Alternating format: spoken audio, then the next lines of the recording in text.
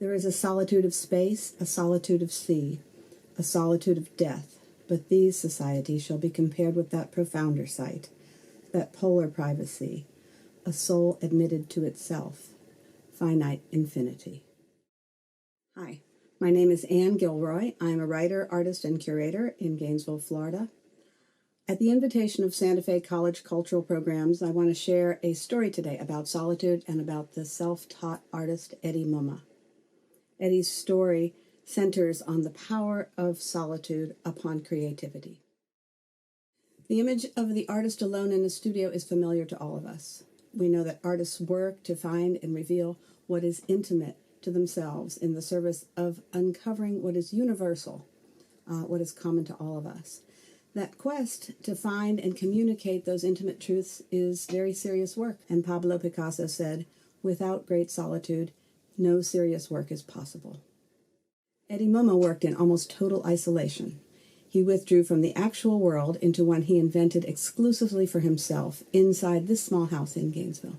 In 1969, Eddy decided to take up painting.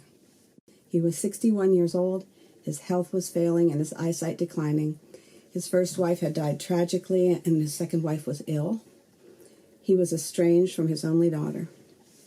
The world had left him both ill and bereft, so he withdrew from it. In its place, Eddy created a fantastical society of his own, hundreds of figures entirely of his own making, born of his imagination, to populate that private world. With no previous art training at all, he signed up for a class at a local senior center here in Gainesville. But after only one day, he took his paint and his determination and back to his little house, and for 18 years, Mumma painted obsessively. He painted on canvases, on boards, sometimes on book covers or cardboard. He often painted both sides of any surface that he was able to acquire. He painted the doors, he painted the appliances in his home, the lampshades. From his first brushstrokes until his death 18 years later, Eddy Mumma produced at least 1,000 paintings. Rebecca Hofberger, who is the founder and director of the American Visionary Art Museum, says this about Eddy Mumma. Once Mumma's tsunami of art-making began, it transformed with obsessive focus and delight all his waking hours. Mumma's color-saturated paintings fast exploded into mountainous stacks of double-sided, paint-soaked canvases, spreading out onto the figurative painting of his kitchen appliances, cupboards, lamps, and doors. Eddy Mumma's small Gainesville house became populated by distinctive companions of noblemen, historic figures, bullfighters, ballerinas, nudes, sailors, and playful animals. So much of Mumma's work frames a single iconic figure, like the one you see here behind me. At first glance, the figures appear to be similar, but each of the more than 1,000 portraits is actually imbued with a great deal of individuality and even personality. If you spend time with the body of work, they become a kind of cast of characters, each and every one unique. The figures do share characteristics. They have exaggerated hands, often facing in, prominent eyes, elaborate costumes, buttons, collars, decoration. They almost always feature a hat or halo, a headpiece of some kind. Mumma's work is characterized by powerful composition, by an astonishing use of color, and by the accomplishment of an extraordinary and very singular vision. Working alone, working in isolation, Eddy Mumma found a powerful voice of his own, and subsequently he's recognized as an important American self-taught artist. So what do we know about his amazing art journey? When Eddy Mumma withdrew from the world into his cottage, he contained an entire lifetime of his own experiences and memories that began in 1908 in this humble house in Ohio. He was the 5th generation of German pioneers of the Mumma family, born in this country, and was the youngest of 5 sons in his family. In 1908, the year of Eddy's birth, one of the most powerful women in America was Mary Baker Eddy, the founder of the First Church of Christ Scientist. Mary Baker Eddy's Christian Science movement was novel. It was extraordinarily popular at that time, in part because it granted opportunity and status to women, which spoke deeply to Eddy's mother, Eddy. Eddy converted to Christian Science from a Protestant faith. And so strong was Eddy's devotion to the founder, Mary Baker Eddy, that she named her newborn son in 1908 Eddy, E-D-D-Y, not Edmund or Edward, after Mary Baker Eddy. Christian Science shaped Eddy's life well beyond just his name. The belief that would have the most profound impact on his life was that strong faith was a more powerful agent of healing than conventional medicine. Eddy, in his youth, was tall, handsome, affable, said to be very charming and gregarious. He put those good looks to work for him, taking a job modeling elegant men's clothing at a posh Cleveland department store at one point in his life. Decades later, we see in his portraits that he understood the power of clothing and costume to bestow status and importance. In 1935, Eddy and his mother left Cleveland and moved to Springfield, Ohio, where he met and married Thelma Hubner at a Christian Science meeting there. The two of them became leaders in their Christian Science community, and they were committed to the abstention from tobacco and alcohol, and rejection of all drugs and medicines. Together, Eddy and Thelma built a happy partnership in both family life and work. In 1938, their daughter Carol was born. They worked together, and what they didn't know, they set out to learn for themselves. They ran both a rental property business and a successful farm. They filled their home, a beautiful home, with antiques. They loved classical music. They traveled often to Cleveland to attend the New York Metropolitan Opera performances there, which I think added a dramatic visual vocabulary of kind of costume and pageantry to Eddy's experiences, and later to the spectacle that we see in his work with costumery. Eddy and Thelma lived in a large house on a farm they bought, and they invited Thelma's mother, Stella, to live in the smaller house. But in 1956, in May, tragedy struck the family. At the age of only 44, Thelma died from untreated breast cancer. Family members say she was aware of symptoms, but had chosen the path of prayer over medical treatment. So Carol attended her mother's funeral instead of standing as valedictorian for her high school graduation. Eddy was bereft at the loss of his collaborator, his business partner, his best friend, and of course his wife. Carol left for college at the end of that summer, leaving only Stella and Eddy on the farm that was previously the center of family life. The farm went silent, really. In sorrow and distress and probably uncertainty at their future, Eddy and Stella turned to one another, and later that year they announced to their family members that they had married. Eddy's next years as his mother-in-law's new husband were complicated. Eddy and Stella, ages 49 and 72, put together a family life as best they could. They were financially secure, they were able to travel and include Carol. But family life for Carol was shattered at the loss of her mother and the remarriage of her father and grandmother. The farm in Ohio was sold, and Eddy and Stella were moved to Gainesville, Florida. He to one of 3 small cottages that they purchased, and she to a nursing home. There in that little cottage, Eddy's life was to take a very unexpected turn. In 1969, an article about the self-taught artist Jessie Aaron appeared in the Christian Science Monitor, the very paper founded by Mary Baker Eddy. Eddy Mumma had withdrawn from commitment to the faith, to the Christian Science belief and the teachings, but he was nonetheless a lifelong subscriber to the Monitor. So the article remarked on the fact that Jessie Aaron had not taken up carving until he was at the relatively late age of 80. And it's impossible for us to know if Eddy was inspired by that story, but it is very unlikely. He would have missed seeing a featured story about an older artist living in his own town who had only taken up his art practice at a late age. As with so many things in his life previously, Eddy worked out the process of learning to paint on his own. His first efforts are very tentative. We see that they lack compositional verve, the brush strokes are not bold. He's trying to find his way with mark making. He's clearly not yet mastered the use or placement of color, but he continues to work at it.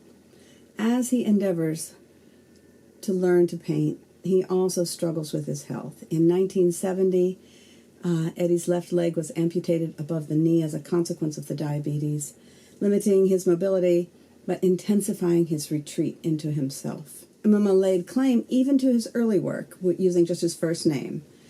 Some of the early paintings we see Ed in the corner, but for most of them and for the rest of his painting days, he signed his name on the front of each canvas boldly, Eddy, E-D-D-Y. And though Carol was estranged from her father, her family took care of Eddy, and she supported that. Her husband, Paul, visited Eddy, took care of the house, brought food, medicine, art supplies, and a series of art books, which Eddy's early efforts indicate he was studying. So as he gains skill by copywork, a very common tool for artists, he finds more source material in magazines, in family portraits, and in classical art reproductions. His momentum gradually builds during those first years. His son-in-law adds the work to the walls at his direction, from top to bottom and side to side of each wall inside that little house.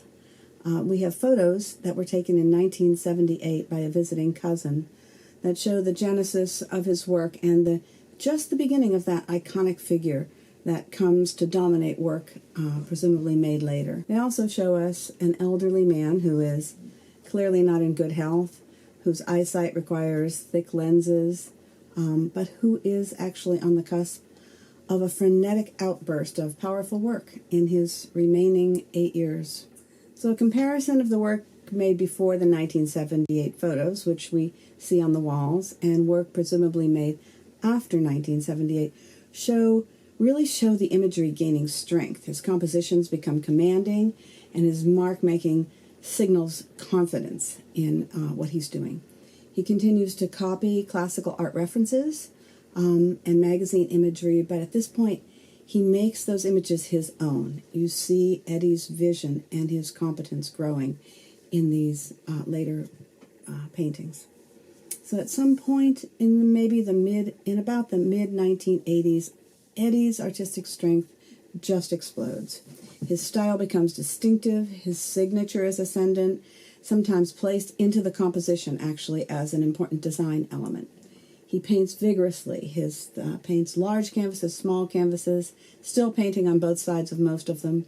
He's using thick swabs of paint, mighty strokes that he slashes onto the canvases, and painting prolifically. The characters just spill from his imagination and overflow his house. So sometime right about then, in the mid or late 1970s, a little bit of information passes from a student at Santa Fe College to his art professor. The student rents a cottage, one of the 3 cottages, from a landlord whom he claims paints obsessively. He gives that information to his art professor, Lenny Kessel, and Kessel would have nothing less than meeting the artist himself. He was determined to meet the artist and see the work. So he visited Eddy's house. Nobody knows how many times he must have knocked, asked to come in, called his name, but eventually Eddy Mumma invited Lenny Kessel into that little cottage. Lenny Kessel has many times told the story of entering that space that is absolutely vibrating with images. The canvases were overlapping on the walls. They were stuck to one another on the floor. They were piled around the easel in the center of the room. Kessel was an artist. He was an art historian and an art professor, but he was also an art collector, and he was well-versed in self-taught art. He recognized that Eddy Mumma was immersed in a self-directed undertaking of real significance. So Kessel continued to visit. He became Mumma's ardent admirer, his supporter, and his true friend. He is likely the person who gave Eddy Mumma the nickname Mr. Eddy, having put Mr., the honorific Mr., in front of a first name, as was a Southern tradition, especially for people speaking to an elder. Kessel begins to bring Mr. Eddy, lots and lots of art supplies, the things he gleans from his students at the end of every semester, brushes, paints, canvases. In some of the work you can see other people's names, or you can see an image that was painted underneath what Eddy put on top of it. And Mumma eagerly accepts this sort of bounty of supplies. They come to some sort of transactional arrangement, and when Lenny delivers a bounty of supplies, Eddy points to the walls and allows Lenny to climb up and retrieve a canvas in trade for those art supplies. At this point, Eddy's diabetes escalates beyond control, and in 1984, his second leg required amputation. So as a double amputee, he is now totally confined to a wheelchair. He was a man who had been characterized by an immense physical presence, a large personality, and great pride. His family said he was a very prideful man. He is now stripped of both stature and dignity in many ways. And after that second amputation, his family says he never leaves the house again. But he continues to paint, rolling the chair up to the easel in the center of his living room and tackling even large canvases. Kessel, who is the person most familiar with the chronology of his work, said the smaller Mr. Eddy got physically, the larger his art got. Kessel urges Eddy to let him show the work, to let him sell the work, but other than taking a few pieces to Santa Fe College to display in a cabinet in the art department, Eddy refuses again and again. But those paintings do trickle slowly from Eddy's wall to Kessel's over time. Kessel shares the work with his close friend, Josh Feldstein. Feldstein is astonished by the paintings and intrigued by the story and begs Lenny to take him to see Eddy Mumma. He tells us the story of the visit here. And we go by Eddy's house, and it's got it was a small cracker house with a raised porch on it, and we go up to the porch, and Lenny knocks on the door and he goes, "Hey, Mr. Eddy, it's Lenny here." And I didn't realize that he was in a wheelchair at that time, and he takes a while and comes over, and he opens his door about 3 inches. And Lenny says, "Hey, I've got a friend here that I'd like you to meet." And he was like, he barked at him, and, And I said, "Hi, Mr. Eddy," and I introduced myself, and I said, "I've seen your work at Lenny's house. I love it. I wonder if there's any chance I could buy a piece from you." And he says, "No." He says, "Just go downtown. There's an art store down there, and you can buy art." Just as the door was only open a few inches, I could see in the house, and the walls were covered with the paintings, and it was just spectacular. A while later, I had a little baby seat on my bicycle. I would take my son for bike rides, and this was maybe 8 months later, and I went for a ride, and I went by his house, and there were 2 people out front sweeping, and I said, "Where's Mr. Eddy?" And they said, "Well, he passed away a couple of days ago." And it was his daughter and her husband. And I was talking to him, and there was a dumpster out in the front, and I said, what are you going to do with all those paintings?" And they said, "Oh, we're going to throw them away." And I said, "Listen, I'd love to buy them, I was invited to work with Josh to bring Eddy Mumma's work to a larger audience, and was able to curate the first solo exhibition of his work at the galleries at the historic Thomas Center in Gainesville. And soon after, we worked together to produce a catalog and biography of Mumma in collaboration with the American Visionary Art Museum in Baltimore, just before they also held a solo exhibit of Eddy Mumma's work. In 2016, Eddy's work was featured at a gala at the Smithsonian American Art Museum to celebrate their newly renovated folk and self-taught art galleries. And by 2018, the work could be found in American Folk Art Museum, the American Visionary Art Museum, the Smithsonian American Art Museum, the Milwaukee Art Museum, and many, many more. Here in Gainesville, you can see the work at the Samuel P. Harn Museum, at Santa Fe College, and the City of Gainesville collection at the galleries at the historic Thomas Center. In 2020, the Gadsden Art Center Museum in Quincy, Florida, installed a long-scheduled solo exhibit. Just as the exhibit was to open, COVID restrictions were imposed, and the exhibit opening was canceled.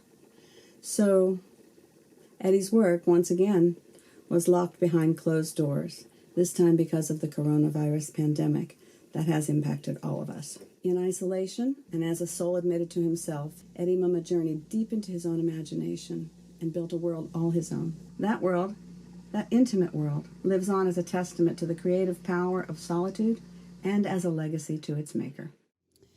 Eddy Mumma's work stands as more than his personal triumph. His creative output is evidence that while confinement closes doors, it can also open up imagination and invite opportunity for the creativity that springs from our needs or from our existential circumstances, such as this pandemic. Mumma shows us that art making is not limited to conventional pathways.